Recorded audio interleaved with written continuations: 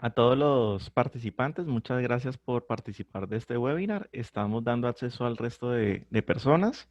Demos una esperita de 2 minuticos, 5 minuticos para que iniciemos pues con nuestro protocolo. Recordarles que también estamos transmitiendo en Facebook. y También estamos para que las personas nos sigan conectándose en línea. Gracias.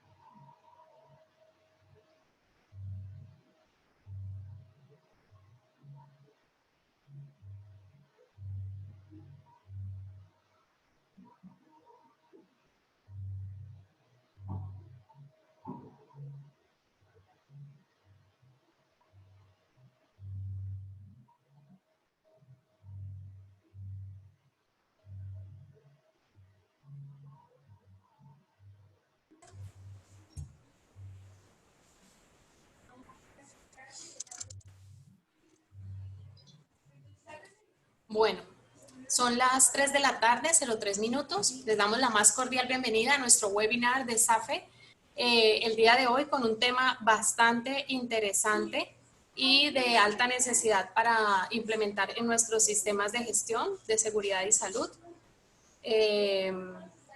Estamos esperando que sean las 3:05 para dar inicio a la conferencia y que esto nos permita tener a la mayor cantidad de personas que se inscribieron a través de nuestro link para que hagamos apertura a la conferencia. Entonces, les voy a pedir, por favor, 2 minuticos más y damos inicio.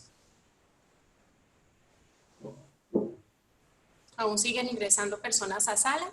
También tenemos transmisión en directo por Facebook Live para las personas que no alcancen a conectarse. Tenemos un alto número de inscritos que superan la capacidad de la sala, de tal manera que si algún compañero de ustedes está intentando conectarse y no alcanza el cupo, pueden redireccionarlo a nuestro Facebook Live para que se conecten desde allí y puedan participar.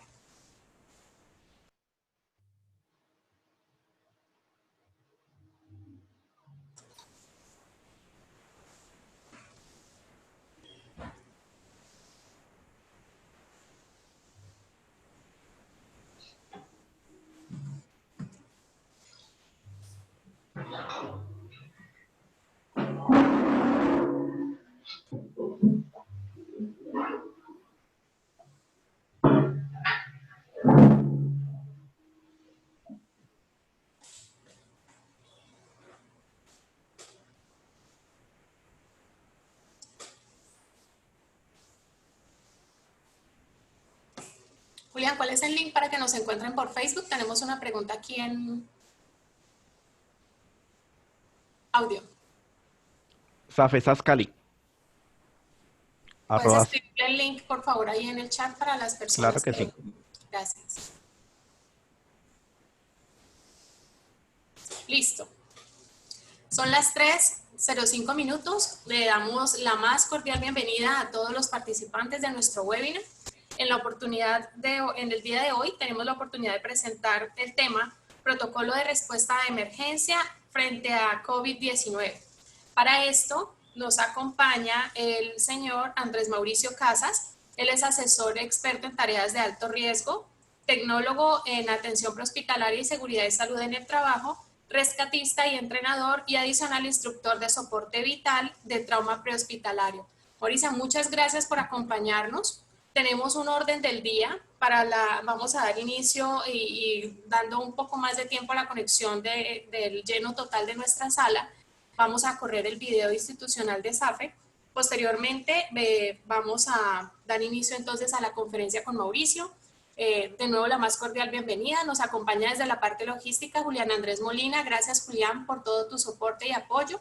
Y quien les habla, Betsy Viviana Jiménez, representante de SAFE, como siempre dando el agradecimiento por acompañarnos en nuestros webinars y esperando que estos espacios de ampliación de conocimiento, de profundización de conceptos, nos aporten grandemente a nuestra labor en las empresas. Entonces, gracias por acoger nuestra invitación. Los dejo entonces con nuestro video institucional y posteriormente le damos paso a Mauricio con la conferencia. Mauricio, gracias. Julián, gracias por tu apoyo. Vale.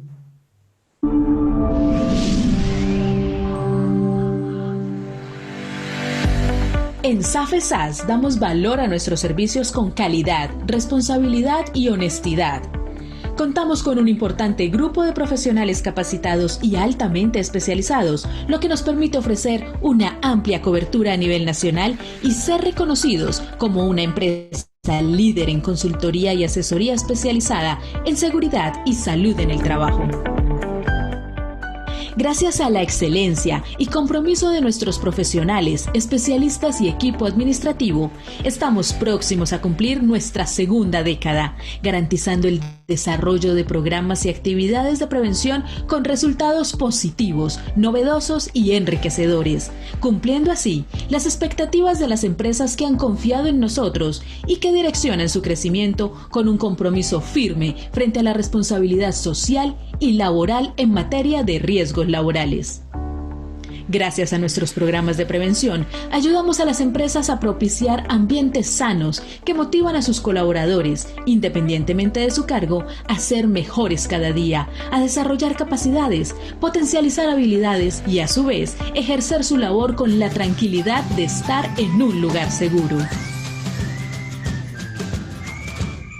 Nuestro objetivo es velar por el bienestar, la salud y las condiciones óptimas de trabajo de cada individuo en su organización, procurando el más alto bienestar físico, mental y social, y con ello construir una conciencia colectiva, donde el crecimiento de nuestro país está ligado al crecimiento de sus empresas, que a su vez está ligado al bienestar integral de cada uno de sus colaboradores.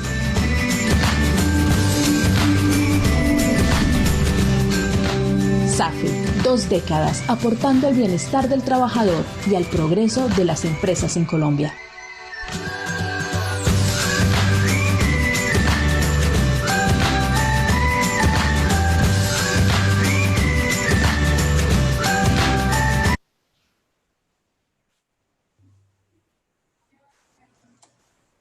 ¿Listo?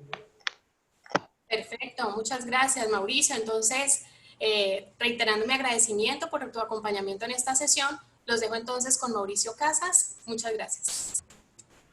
Muy buenas tardes a todos. Mi nombre es Mauricio Casas. Como ya le decía Vivi, yo soy asesor en emergencias y tareas de alto riesgo. La idea de hoy es que manejemos, dentro de todo lo que hemos vivido con la pandemia, un proceso en el cual establezcamos unos protocolos o una primera actuación básica referente a nuestros grupos de respuesta a emergencias de las empresas, que las brigadas realmente tengan conceptos claros en el momento de que puedan llegar a atender a un paciente confirmado o posible sospechoso de COVID y que no vayan a caer pues, en un contagio, digamos, de manera cruzada en el momento de hacer la atención.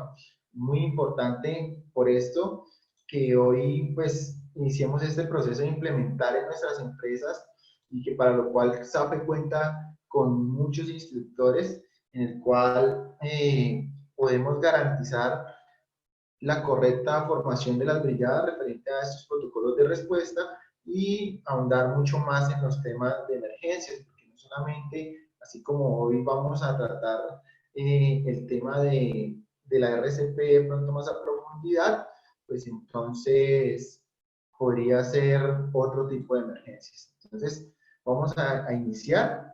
El objetivo, como les decía, es que nosotros tengamos muy claro, ¿sí?, que el protocolo de respuesta a emergencia frente a COVID o en tiempos de COVID, pues lleva una preparación y es muy importante tener unas condiciones básicas de conocimiento referente a lo que se ha actualizado por protocolos para RCP y para situaciones de trauma.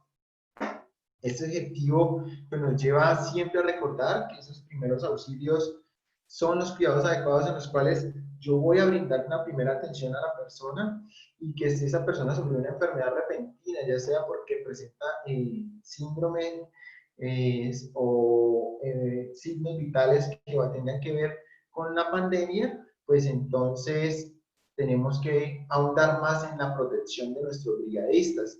Las condiciones en las cuales la persona atienda va a generar que haya un mayor o menor cuidado para esa persona y por eso los primeros auxilios en tiempos de COVID pues han venido evolucionando a tener mucho más el proceso de bioseguridad y el conocimiento referente a la enfermedad, ¿sí? Dentro de esas normas generales de seguridad pues está siempre por tiempos, vamos a ahondar en el tema de la bioseguridad mirando de que siempre vamos a actuar con bioseguridad. Algo que logramos durante este tiempo de pandemia es que llevábamos muchos años tratando de que nuestros aprendices, tanto a nivel prehospitalario, hablo ya de personal asistencial, como a nivel de brigadistas, usaran los EPP correctos para atender a un paciente, ya fuera por trauma o por enfermedades. Era muy difícil, usted veía personas haciendo atenciones sin guantes, sin protección respiratoria, sin protección visual, pero digamos que eso ha sido uno de los avances que sí nos permitió la pandemia. Hoy en día todo el mundo usa los EPP adecuadamente y ya los tiene en cuenta. Entonces, es muy importante de todas maneras saber que a veces la bioseguridad puede ser una falsa seguridad y eso es lo que necesitamos ahondar, sobre todo en el tema del COVID. Luego vamos a hablar de inspeccionar el lugar del accidente o el entorno. Como ahora vamos a tener pandemia, es muy probable que tengamos que llevar a nuestro paciente a sitios donde normalmente atienden a otras personas. Es por eso muy importante establecer dónde podríamos llegar a atender esta clase de pacientes, dado el caso, para no tener luego que llegar a una desinfección total de esa área. ¿Sí? Entonces, debo inspeccionar muy bien el lugar del accidente o el entorno en el cual voy a estar para así mismo mirar las rutas por las cuales vamos a desplazar ese paciente. La revisión de la víctima, sí, que es importantísima, vamos a tratar mucho el tema de la vía aérea hoy. Conservar la tranquilidad, y aquí es un momento muy importante, es el momento de capacitar a nuestros brigadistas en psicología de la emergencia. Muchas de las brigadas que nosotros ya entrenamos reciben esta preparación por medio de nosotros y psicólogos que tienen la experiencia en psicología de la emergencia, y entonces digamos que ya manejan el tema, pero si la brigada todavía no está hecha a eso, puede llegar a cometer errores en medio del desespero de las emergencias. ¿Por qué? Porque ahorita que miremos la identificación del paciente, de pasarlo de un paciente que es de bajo contagio a un paciente de muy alta probabilidad de contagio, pues va a necesitar que nos coloquemos otra clase de EPP, y esto va a gastar tiempo, y durante ese tiempo no se va a estar atendiendo al paciente, porque primero hay que colocarse los métodos de barrera. Entonces mucha gente se va a desesperar, o los mismos brigadistas pueden llegar a desesperarse pues porque no pueden acceder al paciente. Entonces conservar la tranquilidad también es un punto muy importante. No retirarse del lado del paciente nunca. El paciente puede estar sufriendo algo o viviendo algo que nunca había sentido. Digamos que eso se manejaba mucho con el tema de trauma, pero pues ahora tenemos una carga psicológica muy grande. Nosotros, pues en el grupo de socorro al cual pertenezco, hemos atendido pacientes y esos pacientes pues han referido mucha angustia al saber que inclusive los van a llevar a una clínica. Entonces, ¿a qué clínica me va a llevar o a qué hospital me va a llevar? Y allá hay muchos contagiados, pero ¿por qué mejor no me lleva a tal parte? Entonces, no debo retirarme del lado del paciente porque eso también lo va a desesperar mucho más. Dar órdenes claras, precisas. Esas órdenes claras y precisas están hacia el grupo que va a actuar en ese momento. Es muy importante comenzar dentro de los protocolos a manejar que no haya aglomeración al lado del paciente. Entonces, si antes no debía haber mucha gente, ahora menos. Es muy importante comenzar a dar órdenes al personal que no tenga nada que ver con la emergencia, que se retire del lugar, para así mismo poder determinar que máximo estemos hablando de 2 o 3 personas atendiendo al paciente, y en caso de tener que hacer un traslado, poder de pronto adherir otra más, pero lo ideal sería que iniciáramos con 3 personas, ¿sí? Entonces, debo dar órdenes muy claras y precisas. Asegurar el traslado. Digamos que dentro de muchos recursos, esto no solamente va orientado, no tenemos público, yo sé que no solamente de empresas, sino también puede haber personal que está en su casa, que puede llegar a sufrir esta emergencia con personas allegadas a su grupo familiar, y es tanto así que la AJA, dentro de sus recomendaciones en la actualización que hizo para COVID, dice que debo de ahondar más en preparar a este tipo de personas, porque de pronto en mi empresa yo tengo la brigada, pero en la casa no. Entonces el trabajador que está en la casa es factible de sufrir una emergencia en su casa y debe entender muy bien cómo asegurar el traslado. Si ya me voy a nivel empresarial, pues es muy importante que dentro de nuestros protocolos de atención a la emergencia o nuestros PONS, si en este caso está el plan de emergencia, o nuestros planes de contingencia, si en este caso está el plan de gestión del riesgo, establezcamos qué entidad nos va a asegurar el traslado, quién realmente va a dar esa respuesta para poder llevar a ese paciente en un vehículo adecuado hacia un sitio adecuado. Entonces, siempre debe pensar en eso, inclusive a qué número voy a llamar. El lavado de manos y desinfección, pues es muy importante referente al proceso de antes de tocar al paciente y después de tocar al paciente, ¿sí? Digamos que esta es una de las principales cosas que vamos a tener que ver en el momento de atender a alguien, y es que yo debo de referenciar la disciplina para no tocarme la cara, para no tocar tantas superficies, para no, en caso de que haya salida de fluidos, no hacer más contaminación del área. Y esa es una de las principales cosas que le ha dado más duro a la gente. La gente no estaba acostumbrada a tener un tapabocas todo el tiempo, entonces nos pasaban entrenamientos normales y teníamos un protector nasobucal, ¿sí? Y la persona lo volvía un tapabocas, se destapaba la nariz porque decía que no podía respirar, porque decía que no le permitía hacer el ejercicio bien porque se agitaba más. Entonces, esta disciplina tenemos que ir arraigándose en la movilidad, porque créanlo que si no hacemos el ejercicio, pues muy probablemente vamos a tener inconvenientes en el momento de la atención del paciente. Entonces, estas normas generales de seguridad son muy importantes. Yo debo de garantizar, ¿sí?, la bioseguridad. Y aquí vamos a ver entonces el momento en el cual yo puedo pasar de tener una bioseguridad básica, ¿sí?, como la que estamos viendo en la persona que está delante de la imagen, unas gafas, un protector nasobucal, unos guantes de látex o de nitrilo, de final pues tiene una cofia, pero pues no habría de pronto la necesidad. Digamos que tenemos eso básico, pensando en que tenemos un paciente que probablemente esté contagiado, pero primero vamos a hacer la atención inicial, nos vamos a aproximar al paciente. Entonces, como nos vamos a aproximar al paciente, lo primero que deberíamos hacer es tomarle la temperatura, establecer una encuesta con el paciente si éste está consciente y preguntarle si ha tenido síntomas, si ha referido algún malestar. Sin embargo, garantizando de que todo paciente que atendamos hoy día es tratado como posible sospechoso para COVID, ¿sí? Aunque suene muy redundante, aunque suene extremista, tenemos que atender a todos los pacientes como posibles sospechosos. Entonces, hasta ese momento yo llevaba una protección respiratoria, llevaba una protección visual y una protección en las manos que me permitían de pronto manipular ciertas cosas y mirar si el paciente presentaba síntomas.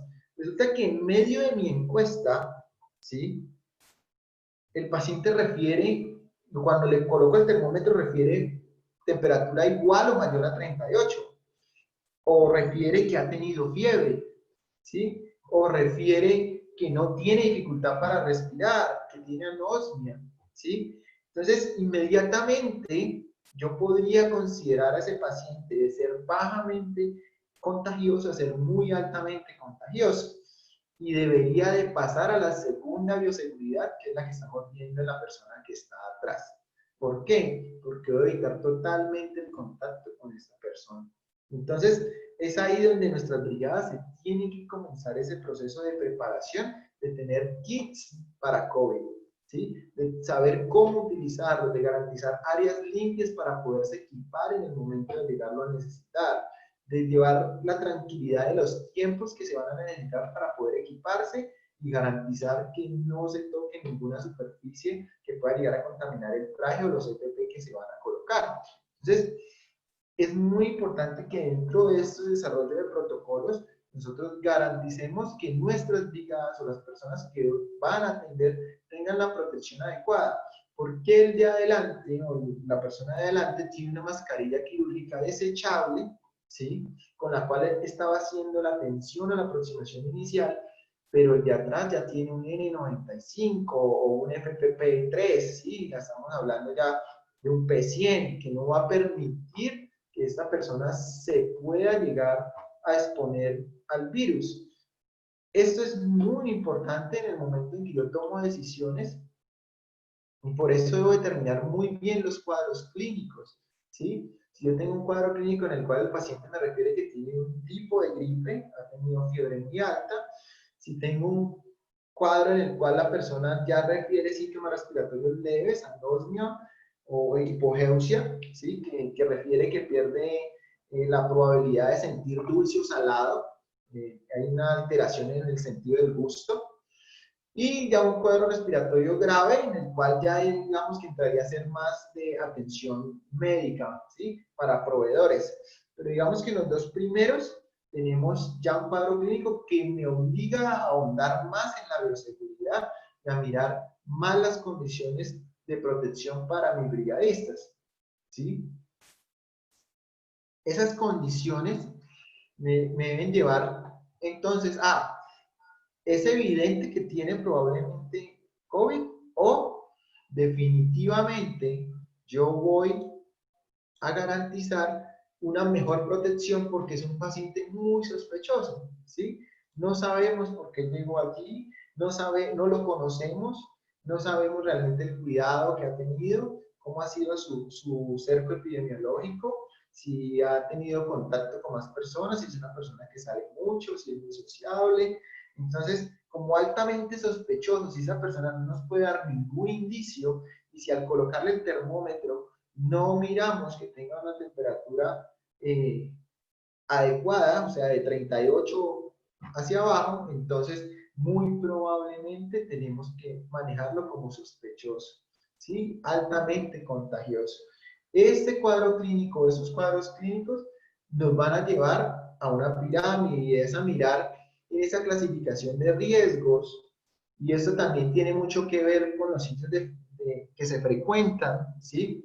Entonces, cuando nosotros hablamos o hemos estado diseñando los protocolos con SAFE, se deben determinar que no siempre los controles son muy altos cuando podemos tener un muy buen cerco epidemiológico. Sabemos que la gente sí realmente se va a sus casas y sale al trabajo y vuelve a su casa, y no es alguien que en el camino se desvía a otros sitios. Entonces, determinamos que tenemos sitios de muy alto contagio, ¿sí? Como los hospitales o clínicas, alguien que haya tenido que consultar e ir a una sala de urgencias. Definitivamente esa persona, pues no hay forma de saber si se contagió o no, pero digamos que entra mucho más en la sospecha. Tenemos sitios de alto índice de contagio, como lo pueden ser los supermercados hoy día, las plazas de mercado, ¿sí? Sitios ya más intermedios, como los bancos, y sitios de bajo o baja probabilidad, como las empresas que han llevado un muy buen cerco, ¿sí? O como los sitios cercanos a la vivienda.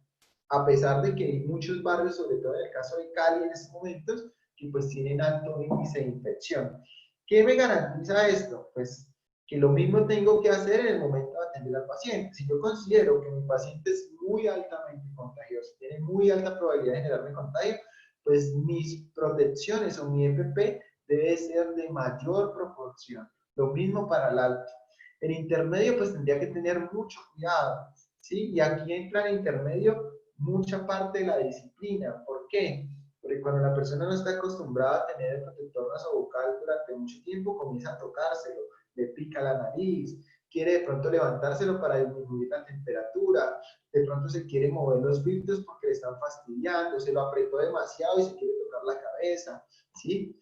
Y en el bajo, pues digamos que la mascarilla quirúrgica no molesta tanto, pero es lo mismo. Entonces, es ahí donde tenemos que generar muchísima disciplina y llegar realmente a ese proceso de intervención. Ahora, cuando yo ya determiné cómo voy a hacer ese proceso, pues entonces debo de dividir un momento en la línea de tiempo, ¿sí? Inicio con una protección baja, pero en el momento que identifico algún indicio de sospecha, debo de aumentarla inmediatamente a una alta protección, ¿sí? Así esto radica en detener la atención del paciente.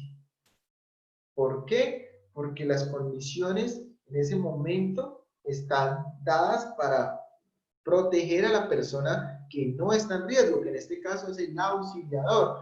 Muchas recomendaciones referiéndose al Comité Europeo y a la AJA dicen, inclusive en Nueva York se vio ya no hacer reanimación a pacientes porque ya no había cómo proteger a los auxiliadores. Entonces hubo un momento en el que hay imágenes en las cuales para poder hacerle la reanimación al paciente, y como no tenía filtros APA, entonces lo que hacían era colocarle un plástico encima al paciente, pero digamos que no es lo adecuado. Para eso entonces se definió que no se haría reanimación a pacientes que estaban en paro cardiorrespiratorio. Por eso yo voy a definir muy bien y tener esa tranquilidad del momento para decir, no, los EPP que tengo no son los adecuados para este paciente. Debo de detener la atención y debo de colocarme en otra clase de EPP, ¿sí? Para el caso de las casas o los hogares, pues lo ideal es que, y aquí se ha jugado mucho con el tema de esa protección, entonces cuando hablábamos del protector nasobucal, muchos dicen, no, pero el de telita sirve porque el ministerio ha dicho que no hay necesidad de usarlo todo, solo los que tienen síntomas, pero nuestro gran problema en este momento son los asintomáticos. Entonces, si usted decidió atender a alguien que en su casa en ese momento presenta dificultad respiratoria, que le subió fiebre, que tiene dificultad para moverse, porque se siente muy débil, y usted en medio de esa atención dice, no, pues coloquemos aunque sea el de tela, pues muy probablemente también va a terminar contagiado y va a ser mayor el problema tanto para usted como para su comunidad.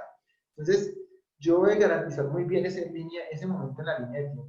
¿Cuándo paso de un momento a otro? ¿Y cómo voy a mejorar mi protección frente al posible contagio por el COVID? La pandemia nos ha permitido avanzar muchísimo en el tema de la protección, ¿sí? Garantizar esos procesos en los cuales yo sí tengo a la mano muchos recursos, digamos que tocar una superficie, quitarse los guantes, volverse a lavar, volverse a colocar los guantes, tocaste otra superficie, entonces dices, no, ya esos guantes no me sirven, tengo que cambiarme, los vuelvo, me los coloco. Necesita también mucha destreza en la colocación. Hay personas que a veces se acostumbran a tener en los botiquines a los que un par de guantes y entonces lo meten a la carrera, se le rompe el guante y se me rompe. No, pues hagámosle así porque ya. Ese es el proceso de preparación, ¿sí? Es el tipo de protección que vamos a dejar lista para poder que mi brigada responda adecuadamente a esa emergencia. Referente a esa protección, entonces recuerden que de cabeza a pies yo debo de garantizar, ¿sí? Por lo menos un overall, ¿sí? Ya cuando tenga que pasar a una protección más extrema, pues entonces de garantizar un overall, un protector nasobucal sea N95 o FFP3, ¿sí? De alta eficiencia o P100, una media cara con filtros si se pudiera, ¿sí? Ya sabemos que está muy escaso y hoy día pues es muy difícil, pero a veces es más cómodo eso y mucho más fijo que colocar un solo protector nasobucal N95. Luego necesitaríamos una protección visual. Las caretas son mucho más cómodas que las gafas porque la careta va desde la cabeza y no se cae cuando te agachas normalmente, mientras que la gafa a veces no corría bien pues y toca estarse tocando y recordemos que necesitamos evitar tocarse, ¿sí? Debemos de tener guantes y en la probabilidad siempre usar doble par para poder estarnos cambiando siempre el de encima y no quitarnos el primer par de guantes que nos colocamos, ¿sí? Entonces siempre vamos a estar cambiando el que quedó superior. Si se puede, cofia es opcional, realmente no hay necesidad de tenerla, pero sí es muy importante los otros equipos, ¿sí? Y esto nos lleva a la disciplina, tanto de colocárselo como de quitárselo. A la disciplina de cuando nosotros salimos de nuestra casa y llegamos a nuestra casa. Es muy triste que hoy en día, ya después de 3 meses de pandemia, todavía vemos gente que llega a la calle y se acuesta con la misma ropa en la cama, ¿sí? Entonces, imaginemos de que si no generamos un proceso de disciplina en una condición normal, pues menos lo vamos a poder garantizar en un momento de emergencia. Entonces, es muy importante por lo menos tener un kit en el cual garanticemos una lona para que nos sirva de sitio limpio, que es donde se va a parar el auxiliador y se va a colocar todo su equipamiento totalmente limpio, ¿sí? Sitios donde lavarse las manos muy rápidamente.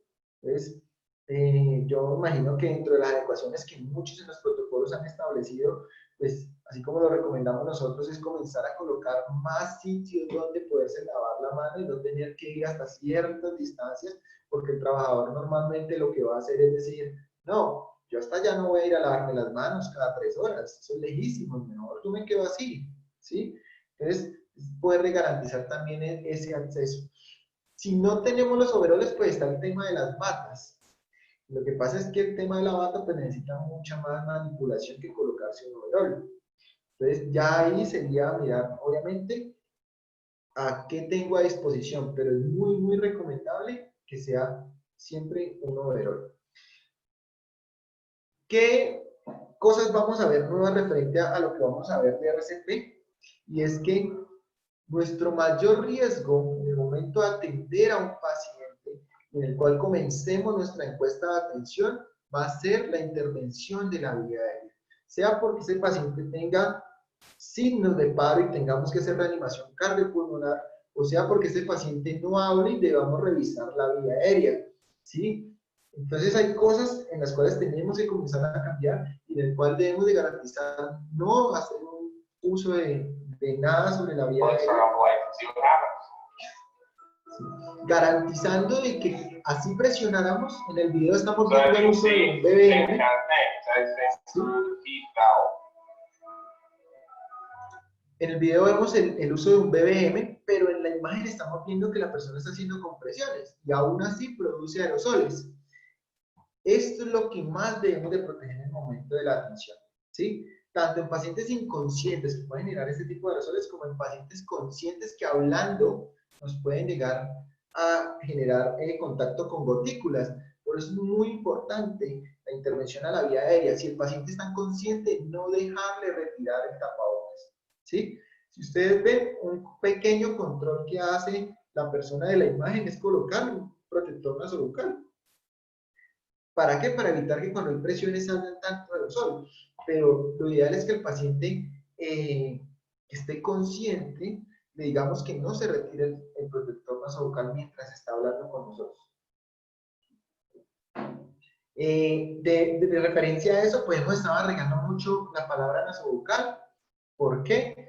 Porque sí, muchos tienen razón. Cuando dicen tapabocas, pues tienden a taparse la boca. Así somos muy colombianos y entendemos lo que queremos. Entonces, la idea es proteger nariz y boca y garantizar que esa sea la protección, no solamente colocárselo en un sitio. Entonces, es como comenzar a arraigar eso de que es un protector nasobucal. Los riesgos de la intervención en la vía aérea generando aerosoles nos llevan a que pensemos entonces que no podemos hacer ninguna valoración sobre la vía aérea del paciente. Entonces eso nos quita un paso. Entonces, muchos le hablaban del BES, otros le dicen el PAS, otros le dicen el MES, el POS, ¿sí? Que era ver, escuchar y sentir la respiración. Vato, definitivamente no podré hacerme esa agachada que hacía escuchar la respiración, ¿sí?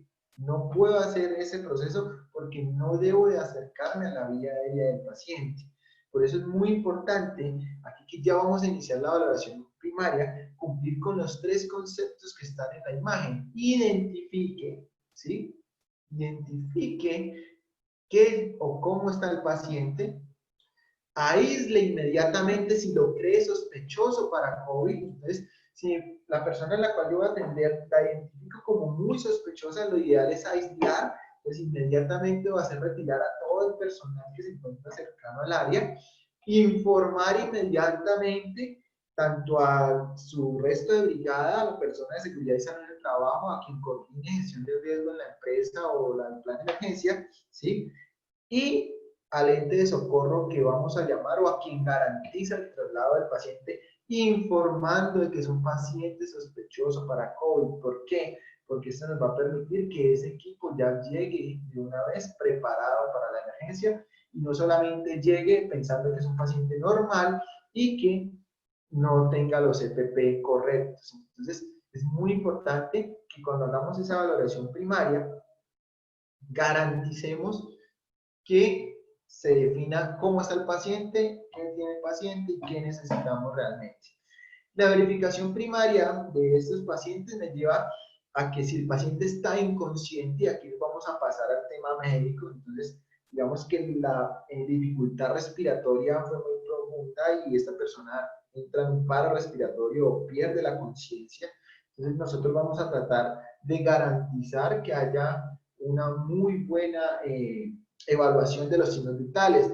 Y es aquí muy importante para nuestro público que entiendan que las personas que no tengan que ver con emergencias, o sea, que no sean brigadistas, o las personas que no sean de salud propiamente, ¿sí? Porque los de salud ocupacional están obligados a saber signos vitales, pero digamos que el resto de personas que no lo sepan, pues tienen que practicar un poco más, porque la verificación adecuada me da muchas facultades para poder actuar, aunque las guías digan que usted no debe perder más de 5 o 10 segundos mirando los signos vitales, y si aún sospecha que es un paro, pero no pudo confirmar signos, inicia el proceso de reanimación, pues lo ideal sería verificarlo, y tenemos tiempo y estamos recibiendo una capacitación que nos permite profundizar en el tema.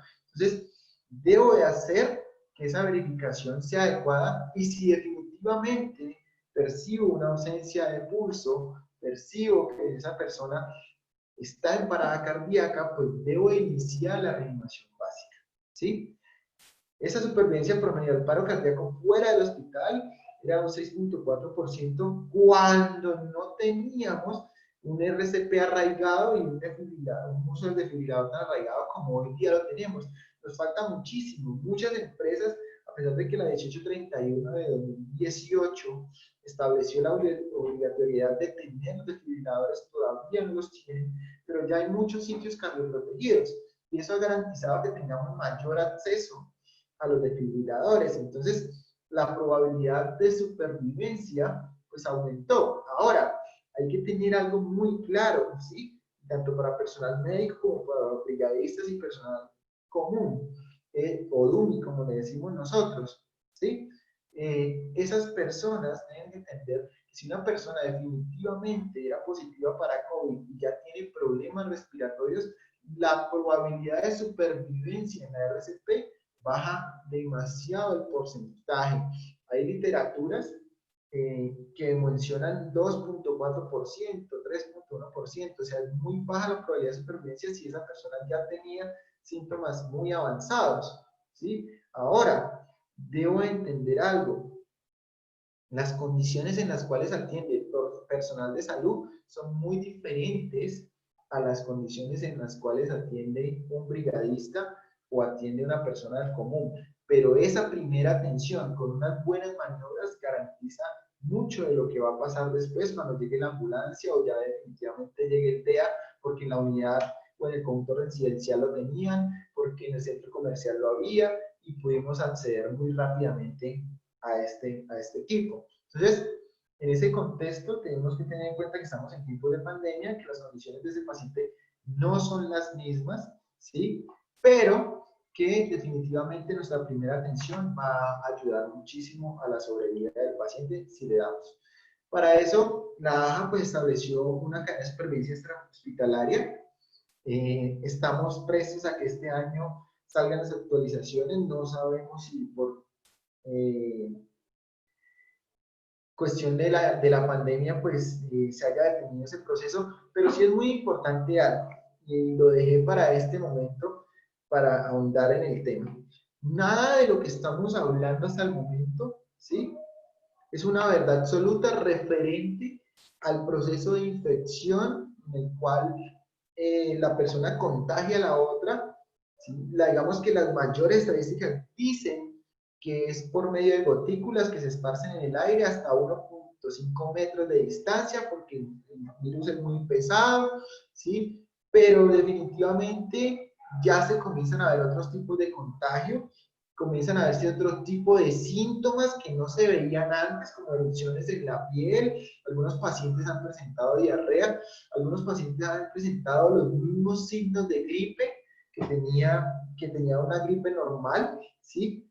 Y en este caso, pues todo es cambiante porque el virus no ha sido totalmente estudiado. Entonces, lo que hoy probablemente nos servía, pueda que mañana no, o viceversa, lo que hoy nos servía, mañana sí nos va a servir. Entonces, todo esto va a que la AJA publica sus recomendaciones, IRCOR publica sus recomendaciones, el Comité Europeo también lo hace, el Comité Español también lo hace, dependiendo de la evidencia.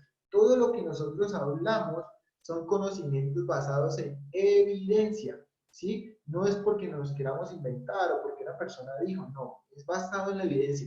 Y es muy importante que todos los de seguridad y salud en el trabajo, en este caso, seamos muy juiciosos con ese proceso, que repliquemos información que realmente tenga evidencia científica de que está pasando, y no solamente reenviemos y reenviemos información, porque el sistema está colapsado de tanta cosa sobre el COVID. Entonces la idea es poder enviar cosas que permitan evolucionar en el proceso. Entonces la AJA pues generó muchas recomendaciones, y una de esas es enseñémosle a más personas a hacer RCP, a que no tengan contacto con la vía aérea, a que hagan solo manos. Por eso la cadena de supervivencia inicia con una activación del sistema de emergencias adecuado. Muchas personas hoy día, incluyendo seguridad y salud del trabajo, no saben ni a dónde llamar, no saben cómo se activa un sistema de emergencias en Cali, en Palmira o en las ciudades que están más cercanas de acá, ¿sí? No saben cómo hacer un proceso de RCP solo manos. ¿Por qué? Porque muchos tienen arraigado el proceso de 30-2 y decir, es que yo voy a hacer 30 compresiones, 2 ventilaciones, eso fue lo que me enseñaron, pero no habían practicado el solo manos durante 2 minutos, entonces se les hace cansón, no lo hacen con la calidad adecuada, y por otro lado, pues no tienen las condiciones de seguridad en este momento para lo que es la vía aérea del paciente. ¿Sí? El tercer eslabón es el desfibrilador. Lo ideal es que llegue el desfibrilador, y la AJA recomienda que si ustedes no tienen cómo protegerse las vías respiratorias, no tienen un protector nasobucal de alto espectro para poder hacer compresiones, pues podría llegar solamente a colocar el desfibrilador, y si el ritmo es desfibrilable, pues desfibrilarlo, ¿sí? Tratando de que esa persona pues vuelva en sí la potestad de tener pulso, un ritmo cardíaco adecuado. Y obviamente garantizando el soporte vital avanzado o efectivo en el caso de que llegue una ambulancia que sí me pueda dar ese avance. En otros países, pues digamos que el quinto eslabón, los cuidados posparo, llevarían a que esos países determinaron clínicas COVID. Nosotros no pudimos llegar a eso. Todas las clínicas están atendiendo todo. Entonces, si el paciente determinaba que era muy sospechoso para COVID, lo llevan a cierta clínica, pero pues aquí lo llevarán obviamente al centro asistencial que le remita en ese momento, o al más cercano si definitivamente la urgencia es demasiada. Pero es muy importante arraigar los dos primeros procesos. ¿Cómo voy a llamar y cómo voy a hacer RCP solo manos para esa persona? ¿Sí? Entonces, en el proceso de activación, yo debo de garantizar siempre una mnemotecnia en el cual, si no estoy solo, pueda delegar la función a otra persona o a otro brigadista para que diga, no, señor, por favor llame, ¿sí? O compañero, por favor llama a las emergencias.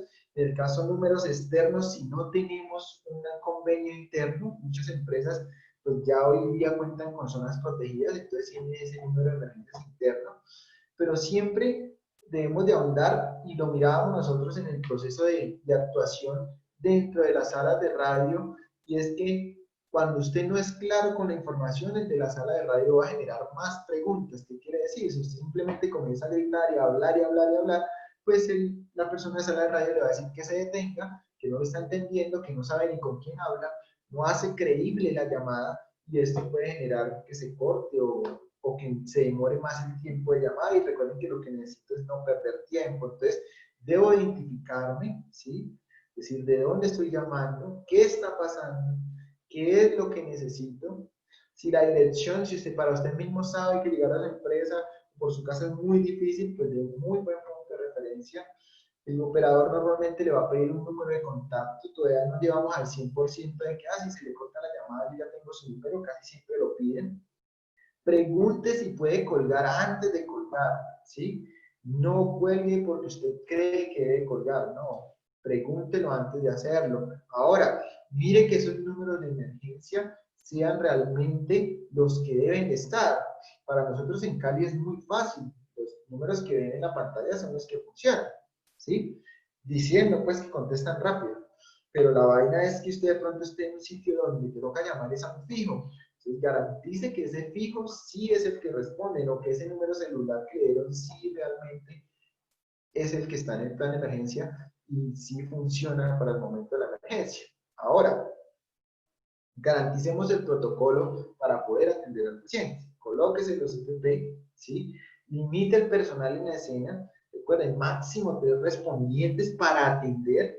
Podríamos tener un cuarto para ayudar al traslado, pero lo ideal es que máximo tengamos 3 personas. ¿Por qué? Porque lo vamos a dividir entre la persona que de pronto está haciendo el llamado de emergencia, lo vamos a dividir entre la persona que está haciendo las compresiones y otra persona que va a reemplazar a esa persona cuando se acaben los 2 primeros minutos del algoritmo, ¿sí? Ahora, lo ideal es que tuviéramos dispositivos mecánicos para las compresiones. No lo tenemos, no nos va a llegar durante muchísimo tiempo. Entonces, debo de garantizar que si voy a tocar horas del paciente, voy a tener guantes, ¿sí?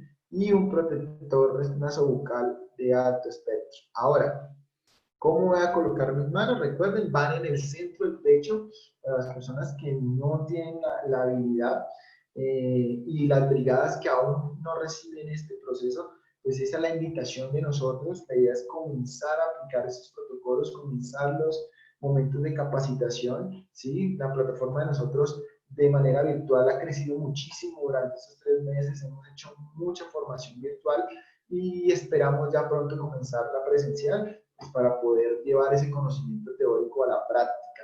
Pero es muy, muy importante que las personas comiencen a referir que en el momento de un paro por COVID, que me puede llevar obviamente a un paro cardiorrespiratorio, pues debo de saber al menos cómo hacer unas compresiones, ¿sí? Entonces, debo de colocar la mano en el centro del pecho, siempre colocando una mano entrelazada con la otra.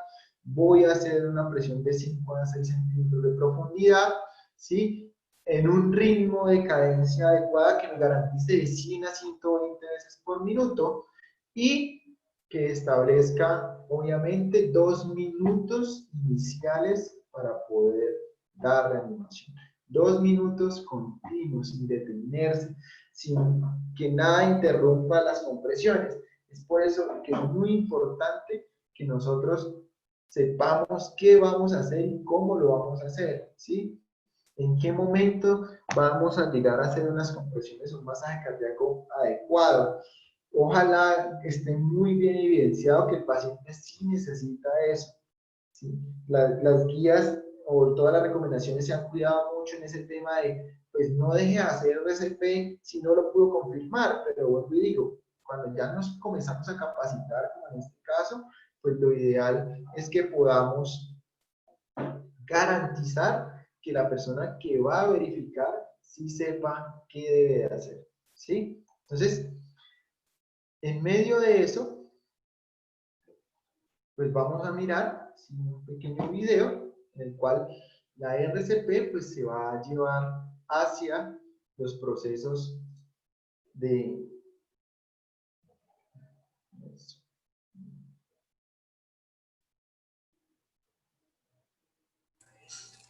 Mauricio, muchas gracias. Ya tenemos algunas preguntas para recordar simplemente a nuestros participantes que estamos tomando nota de las preguntas vía chat, las cuales vamos a responder en alrededor de 5 a 10 minutos. Continuamos, Mauricio, gracias.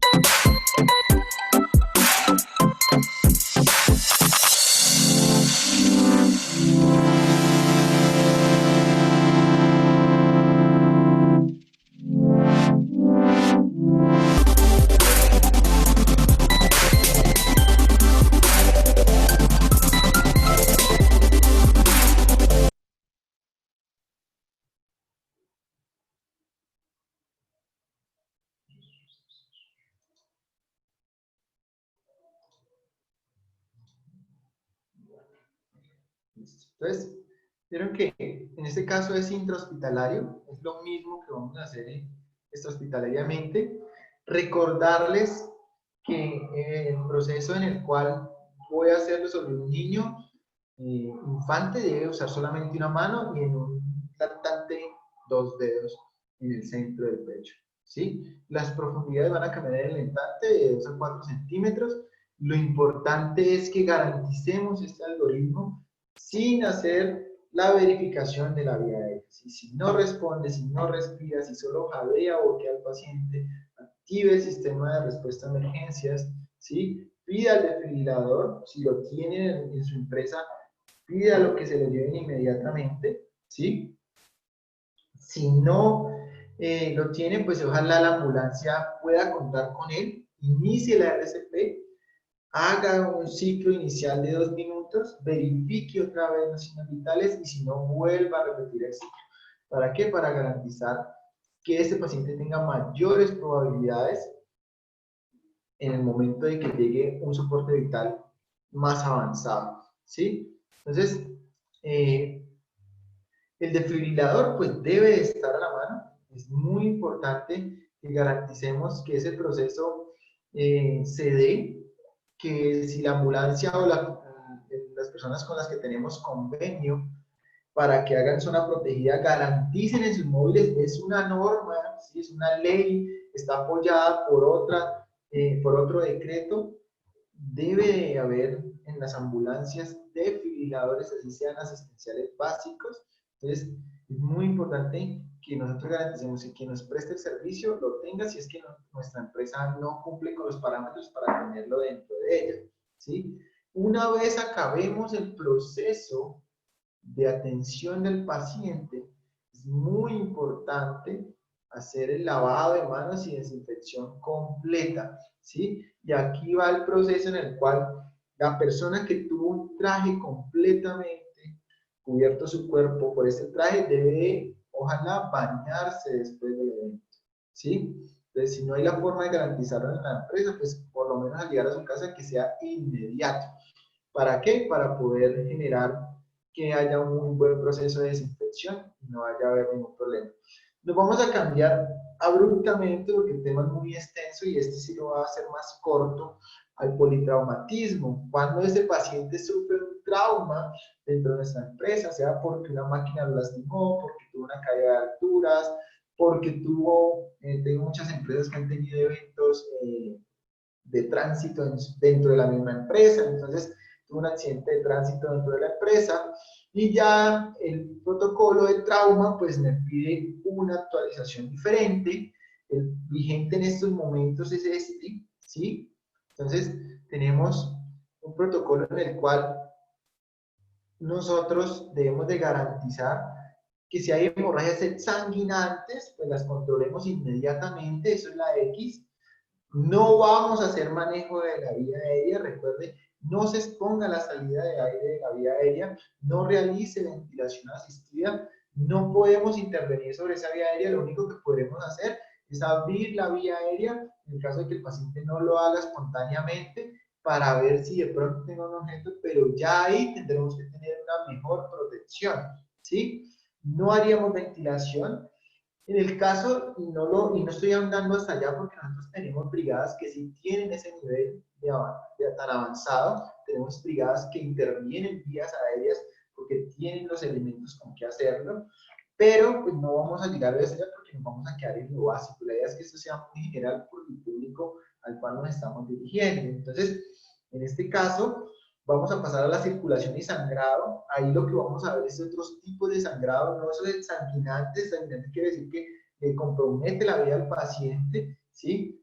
Vamos a ver el estado de discapacidad de la persona. Ya no hablamos de déficit neurológico, sino una discapacidad neurológica para hacer ciertas cosas, como responder, como moverse por sus propios medios, como estar orientado en tiempo, lugar y persona, ¿sí? Y vamos a mirar el proceso de la E, que es la exposición al medio ambiente. Pero entonces, miren, cuando yo llegué a hacer las dos primeras letras, me dice colóquese, ¿sí? Una mascarilla quirúrgica.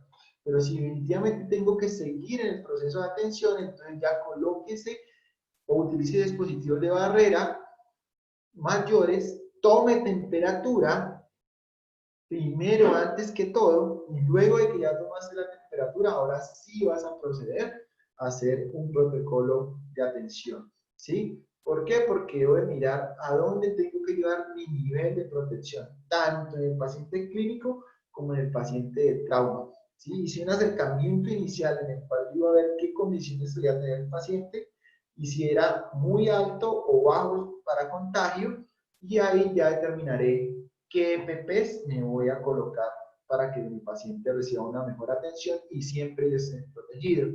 En esta época, como les decía, tenemos que ahondar mucho en la atención psicológica, ¿sí? Busque contacto con esa persona verbal, visual o físico. No se le haga por la espalda. Lo que siempre hemos repetido referente a cómo llegar a un escenario, pero ahora más porque esa persona necesita nuestra confianza. Se puede sentir señalado por los demás al momento de que tose. Hay personas que usted está haciendo una fila hoy día y le dan ganas de toser y le da mucho pánico, pena de que los demás lo vean porque van a decir, uy, este no, ¿por qué tose? Entonces, lo mismo le va a pasar a este paciente, va a decir, mira, pero ¿por qué tose tanto? Entonces, tenemos que garantizar muy bien ese contacto con el paciente, hacer una evaluación que identifique las prioridades para el caso de trauma. Es muy importante identificar prioridades dentro del trauma. A veces nos casamos con cosas que no comprometen la vida del paciente y hay otras que no son tan visibles y sí definitivamente le están descompensando al paciente. Háblele, apóyelo totalmente, explíquele lo que le sucede, permítale liberar emociones porque tal vez sabía que tenía muy altas probabilidades de estar contagiado, pero le tocó salir a la calle, no tenía ayuda. Además, hemos vivido mucho esto con las personas de la tercera edad. Viven solos, entonces ¿quién les va a comprar el mercado? Pues les toca a ellos. Y entonces la gente, pero ¿qué hacen en la calle? Pero pues, ¿qué se podía? Entonces tengo que ser muy incluyente referente a eso, ¿sí? Tener mucha empatía hoy día con eso. Oriente a la persona hacia los servicios correspondientes. Si definitivamente es un paciente de inminente contagio o que tiene unos síntomas muy profundos en ese momento, pues tendré que llamar a una ambulancia. Si es un paciente que está estable, que simplemente tuvo un percance en el cual tuvo un trauma, pero no tiene compromisos respiratorios ni altas sospechas para COVID, pues tendré que ya mirar en qué lo voy a trasladar, de todas maneras, considerando la protección de nosotros. Y aquí un punto muy importante, porque muchas personas decían, no, pues llévelo a tal parte, pero tengan en cuenta que en el momento que usted lo va a enviar, y sobre todo van a enviar a un trabajador hacia la clínica o el hospital, deben de garantizar que se vaya muy bien protegido, porque acuérdense lo que hablamos en la pirámide. Tal vez su empresa es muy juiciosa. Todos los días hacen una fila para poder tomarle la temperatura y hacer la encuesta. Y entonces todos los que están allá adentro muy probablemente no están contagiados, pero alguien se cortó o tuvo un incidente en la empresa y usted lo va a mandar a la clínica, ¿sí? Y en esa clínica hay 30 contagiados y todo el día urgencia mantiene lleno, entonces no lo envíe con un protector nasobucal de tela, porque es que va para una zona de alto contagio. Entonces debo de mandarlo muy bien protegido en la parte respiratoria, ¿sí? Porque necesito, obviamente, que ese paciente no se me vaya a contagiar. Aquí, como pueden ver en la pantalla, pues es un pequeño PON, ¿sí? La idea no es el PON como tal, este es el flujograma, pero la idea es que ustedes puedan contar en sus empresas con procedimientos operativos normalizados o con planes de contingencia que le permitan tomar decisiones y practicar sobre estos. Y sobre esto es que cada una de sus brigadas o cada uno de ustedes va a trabajar, ¿sí? Va a definir cómo va a tomar esos primeros auxilios. Si la temperatura es mayor a 38, tiene anosmia, agencia de disnea, ¿qué va a hacer? Si definitivamente la persona sufrió un trauma y tiene una hemorragia, una fractura, o si solamente tiene un desmayo, ¿sí? Una lipotimia o tiene una parada cardíaca, ¿y qué debo de hacer para eso? Y ahora, el ACV COVID, ¿a lo que me refiero yo? La área de concentración de víctimas es algo que se incluye en el sistema de comando de incidentes, ¿sí? Pero lo tomo yo a que le hemos recomendado a muchas empresas, venga, no lleve al paciente sospechoso de COVID al mismo sitio donde le hacen consulta general a todos los pacientes todo el día, o al mismo sitio donde las personas van y comen, pues porque vamos a contaminar un área que no había la necesidad. Entonces, también tenemos ese momento de llegar a definir un sitio en la empresa en la cual podríamos llegar a llevar a una persona de esas mientras es trasladado, mientras se le brinda la atención inicial, ¿sí? La idea de toda esta capacitación era que nosotros miremos la necesidad en la cual nosotros ya vamos a llevar a un momento en el cual tengamos un paciente y lo hagamos de la manera más idónea para protegernos nosotros, garantizar nuestra bioseguridad y garantizarle la seguridad también al paciente, porque recuerden que el concepto de bioseguridad es universal, ¿sí? No solamente ellos nos contagian, nosotros también podemos contagiar, ¿sí? a la persona. Entonces, recuerden, la idea de esto es iniciar, si no lo han hecho todavía, un proceso de entrenamiento y capacitación a sus brigadas, de socialización de los protocolos, de socialización de todo lo que tiene que ver con los procedimientos operativos normalizados o planes de contingencia, de entrar en práctica del ejercicio, garantizando obviamente las condiciones que hoy en día nos piden a nivel mundial, unos metros de distancia, una protección adecuada, no hacer contacto en lo más posible, pero sí tenemos que practicarlo porque lo que no se practica no genera un proceso cerebral en el cual yo pueda decir, ah, sí, el paso que sigue es el siguiente. Entonces, la invitación de esta capacitación era para eso, para que miremos muy bien cómo vamos a generar esa primera atención. Muchas gracias, Mauricio. Efectivamente, tenemos algunas preguntas de nuestros participantes. Alejandra Figueroa nos pregunta, ¿cómo identificar cuáles son los elementos de protección adecuados para la atención de un paciente COVID? Listo. Yo vi que fue una pregunta que se repitió bastante, sobre todo de qué tenían que tener en el botiquín o eso. La idea es que generemos un kit, un botiquín, como le quieran llamar, ¿sí? Y tengamos en cuenta que este kit o este botiquín COVID debe de tener, ¿sí?, los elementos de mayor protección que en el mercado consigamos en este momento, ¿sí? Entonces estamos hablando de un overall con tela antifluido o Tyvek, como es el que se recomienda técnicamente, ¿sí? Sino que ya no hay, entonces por lo menos de tela antifluido, ¿sí? Tengamos unos guantes, ojalá, yo les recomendaba el otro día a las brigadas, de los que usábamos para cirugía, o para pequeña cirugía, que son estériles, y aparte esos son mucho más largos que el guante de látex normal, o el nitrilo normal, ¿sí? Lo que me va a permitir proteger un poco más, no solamente hasta la muñeca, sino casi hasta el antebrazo. Aparte de que mi overol ya tiene manga larga, debo de tener un protector nasobucal, ya sea media cara o tipo tapabocas, como le llaman, ¿sí?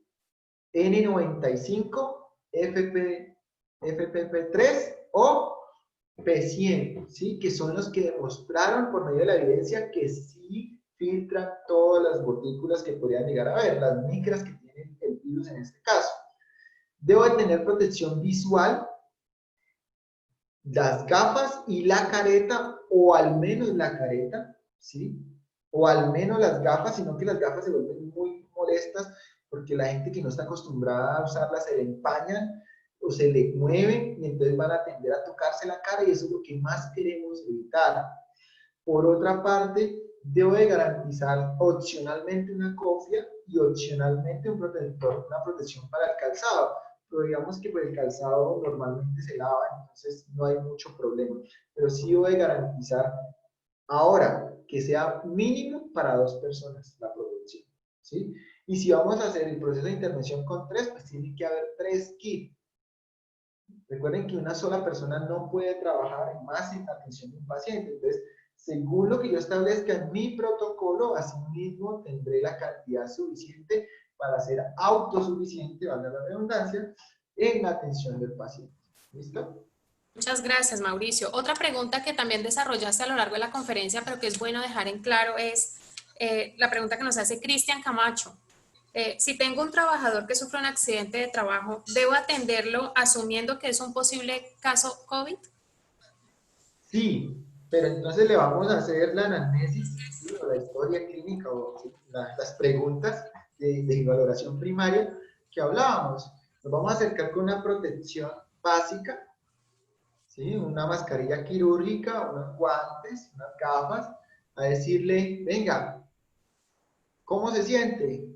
¿Tienes dificultad para respirar? ¿Has tenido fiebre? ¿Has tenido ausencia de gusto? ¿Puedes olfatear bien? ¿Sí? Las preguntas que se hacen al ingreso de la empresa todos los días.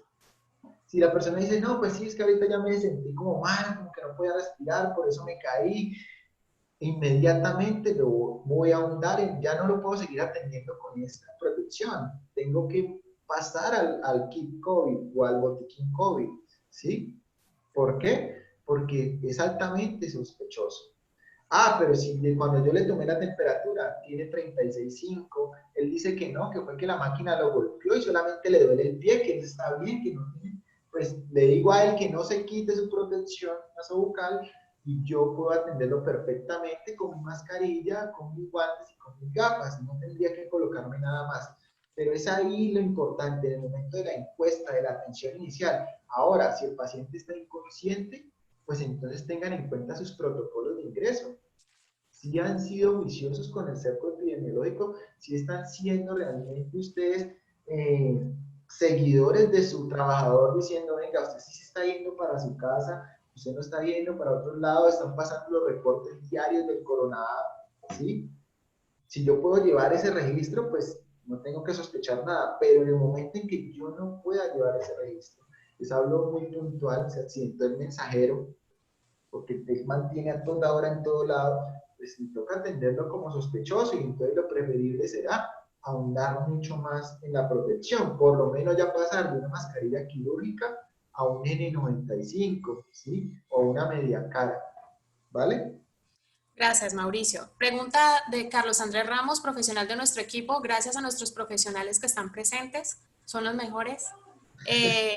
Si en la atención de un paciente de posible caso sospechoso COVID, el brigadista se contagia, ¿sería causalidad para enfermedad laboral? Bueno, pues a la determinación de todo lo que hacemos el proceso, el ministerio determinó esto de que un debido seguimiento de los protocolos, pues iba a determinar como una enfermedad laboral. Él está cumpliendo en ese momento con su labor, ¿sí? Efectivamente, Mauricio. Digamos que lo que ha dispuesto el ministerio es que todos los profesionales de salud serían considerados, que están en atención en la primera línea de contagio, serán considerados como enfermedad laboral directa. Sin embargo, los otros casos deben ser reportados como posible caso de enfermedad laboral y obviamente la Junta Calificadora va a evaluar si efectivamente es considerado o no laboral y para ello es importante que la empresa entonces cumpla todos los protocolos y que además se haga un adecuado cerco epidemiológico identificando de dónde fue la posible causa de contagio y desde allí determinar la causalidad. Claro, Y es ahí donde ahondamos en la capacitación. Tiene que haber un protocolo no solo para el ingreso, para el comportamiento, sino para la atención de la emergencia, porque eso nos lo van a pedir, ¿sí? Muéstreme el PONS o el protocolo con el cual usted le dijo a sus brigadistas que atendieran a los pacientes, qué protección les tenía, ¿sí? Porque pues tampoco los puedo enviar a este. Y yo usaba mucho de referencia a un episodio que ocurrió aquí en Cali a principios de la pandemia. Una persona en la entrada a Cali cayó al piso, iba en una moto, presentada dificultad para respirar, y ustedes no vieron ningún bombero que se le acercara sin protección adecuada. Por los síntomas que tenía, ya se creía altamente contagioso. Por eso, hasta que no se equiparon adecuadamente, no lo atendieron. Y la gente dirá, no, pero tan inhumanos, pero muévanse. No, en este momento hay que tener la paciencia para equiparse y atenderlo con los equipos que necesitamos. No podemos llegar corriendo a atenderle porque vamos a ponernos en riesgo nosotros. Tenemos otra pregunta de José Velázquez. Él nos pregunta si un trabajador cuya pareja fue declarada posible caso sospechoso y es enviada a aislamiento, llevan 20 días efectivamente de aislamiento e hicieron las pruebas, pero aún no tienen las respuestas, ¿se puede vincular a trabajar? Bueno, ahí sí te pediría apoyo referente a eso porque ya a reingreso no sé cómo estén haciendo. Mientras la persona no tenga el diagnóstico de la prueba, debería mantenerse en aislamiento preventivo. Sabemos que por una condición país y de situación general, las pruebas no las estamos teniendo en la inmediatez que nosotros quisiéramos y que necesitamos. En ese orden de ideas, valdría la pena ajustar su protocolo con el apoyo de su médico laboral y determinar, obviamente, previa exposición del resto de la población, pero mientras no haya una prueba negativa, la recomendación sería no tomar medidas de prevención como asignar tareas de teletrabajo o trabajo en casa. Bueno, María Fernanda Peña nos pregunta, ¿cuál es el botiquín básico que debemos tener en caso de que algún miembro tenga el famoso virus? listo. Importante lo que habíamos dicho, es lo del mismo, lo que ya dijimos, el kit COVID, el overall, protección visual, la protección respiratoria de alto espectro N95, FFP2, más todo lo que ya tenía que tener un botiquín, ¿sí? Para el control de hemorragias, para la vía aérea, para quemaduras, para hacer vendajes, inmovilización y todo eso. Lo único que vamos a meter ahí ahora es la protección de alto espectro para nuestros brigadistas y lo que les decía, los guantes ojalá quirúrgicos que son mucho más largos y me garantizan tener un mejor sello en el momento de atender al paciente.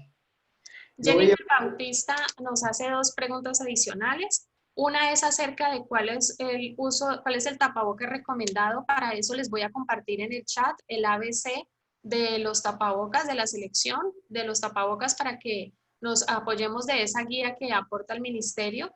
Pero también nos pregunta algo que sí quisiera que nos ayudara Mauricio a resolver y es si en la zona de estabilización de pacientes realizamos primeros auxilios básicos, ¿cuáles son los EPP?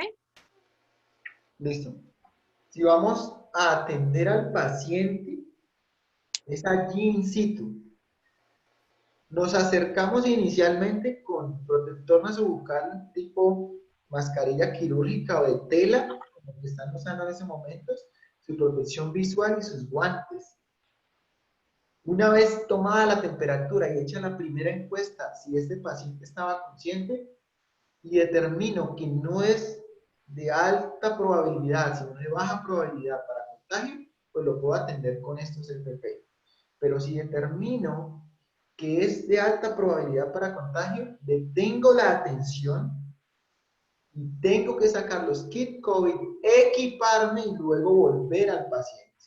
No es que lo voy atendiendo mientras el otro se equipa, no. Detengo la atención y vuelvo al paciente. Por eso es muy importante que en nuestros protocolos comencemos a determinar que si hay un paciente, el kit llegue al sitio. Por eso los botiquines empotrados están mandados a recoger. Los botiquines que van en una caja ya no existen o no deben de existir, porque es que el botiquín debe ir al paciente, no nosotros con el paciente al botiquín, ¿sí? Si necesitamos estabilizarlo allí, pues es muy importante que podamos garantizarle un soporte allí, ¿sí? Bien, finalmente, y la última pregunta para dar cierre a la intervención. Como profesional de SST, ¿debo usar siempre los guantes en las labores de campo? Bueno, yo te voy a dar para responder también otras dos preguntas que tengo aquí, que hace rato sí me responden y que me parecen muy importantes. Voy a responder eso. La idea es que el guante es un agente contaminante para quien no lo sabe usar. Entonces, no, y hay mucha literatura que no recomienda, ¿sí? No recomienda que usemos guantes a toda hora. ¿Por qué? Porque no estamos acostumbrados a esto. Y peor aún, nos hace crear una falsa percepción de seguridad que evita el mayor cuidado que tenemos contra el coronavirus, que es lavarnos las manos. ¿Sí? Entonces, el guante debe ser usado cuando definitivamente yo vaya a tocar superficies que sí considere que han sido expuestas. De resto, yo lo único que tengo que hacer es no tocarme mi cara, no llevar mis manos nunca a mi boca, no tocarme mi protección respiratoria y lavarme las manos en un periodo constante de si estoy tocando superficies que puedan llegar a estar infectadas, pero no todo el tiempo tengo que estar usando guantes. ¿Sí? Es una medida antes peligrosa porque tocamos una cosa, tocamos otra y estamos transmitiendo el virus por todo lado y realmente hasta nosotros mismos nos podemos llegar a tocar. Entonces, no, el uso de guantes no está pospuesto. Tengo por acá a Cristian Manuel, él estaba preguntando que si voy a hacerlo a una distancia de 2 metros, pues sería imposible tomar una temperatura a 2 metros, tenemos que acercarnos, pero vamos a hacer ese acercamiento con un cuidado específico a determinar primero la temperatura del paciente. Inmediatamente, y eso tiene que ser muy juicioso, tomé la temperatura y es mayor a 38 o igual a 38, me retiro del sitio e inicio atención COVID, ¿sí? Coloco un sitio limpio y inicio el proceso en el cual me voy a equipar. Por otro lado, estaba Marcela Vélez preguntando que si la persona se puede llegar a intoxicar. Yo comencé a leer cuando comenzaron con el cuento de que la reinhalación de CO2 por las protectores nasobucales puede causar mareo, dolor de cabeza y un poco de cosas. Y definitivamente no hay literatura escrita que diga que lo produzca. El aire que sale en muchos protectores nasobucales también entra de igual forma. Quiere decir que nosotros inhalamos aire y exhalamos CO2 y este por sus válvulas perfectamente sale. Inclusive las mascarillas Mediacara tienen válvulas de salida. Entonces, no pasa por esto. ¿Por qué se llega a dar síntomas en personas o agitamiento en personas? Y lo decía la literatura, y es que los deportistas de alto rendimiento les colocaban máscaras para aumentar su capacidad de FIO2, ¿sí? O de fracción inspirada de oxígeno para términos de nosotros, para que aumentaran su capacidad pulmonar y pudieran trabajar más anaeróbicamente. Entonces, ¿qué pasa con la persona que no está acostumbrada? Pues como está trabajando muy anaeróbicamente, ¿sí? No le está entrando suficiente aire debido a la barrera que tiene, pues tiende a presentar algunos síntomas como dolor de cabeza, mareo, náuseas y quiere quitarse el protector respiratorio. Entonces, respondiendo a su pregunta, si están en el momento del paciente, no le puedes quitar su protección respiratoria en esa área. Tendrías que retirarlo primero, ¿sí? Llevarlo a un sitio donde no haya contagio y por medio de alguien retirarle la protección respiratoria sin que él se toque, porque recuerden que tiene las manos infectadas. Entonces, por eso les decía, comenzar a practicar desde ahora, porque no es lo mismo respirar trabajando normal a estar agitado, cargando a alguien con una protección respiratoria y más si es una media cara o una full face. Bueno, entonces, para dar cierre a nuestra intervención del día de hoy, agradecemos a nuestros participantes. Por cuarta vez consecutiva tenemos sala llena, por eso dispusimos el canal de Facebook Live, lo cual nos agrada muchísimo y les agradecemos muchísimo que sigan compartiendo nuestras invitaciones, estos espacios donde queremos compartir con ustedes información de interés, información para la actualización y puesta en marcha de todos los protocolos de prevención a nivel empresarial. Entonces, Mauricio, muchísimas gracias, excelente ponencia, gracias por todo el aporte que nos das, por todo ese conocimiento que nos compartes. A todos nuestros participantes, gracias por estar aquí. A nuestros profesionales, son los mejores, me siento muy orgullosa del equipo que me respalda. Julián, gracias por ser nuestro apoyo logístico en estas actividades. Y recordarles que en SAFE estamos listos para atender sus empresas y acompañarles en las asesorías especializadas. Bendiciones para todos y feliz tarde. Gracias. Bueno, muchas gracias a todos. Nos vemos en una próxima. Ya saben, SAFE está para todos ustedes. Que estén muy bien. Chao, chao.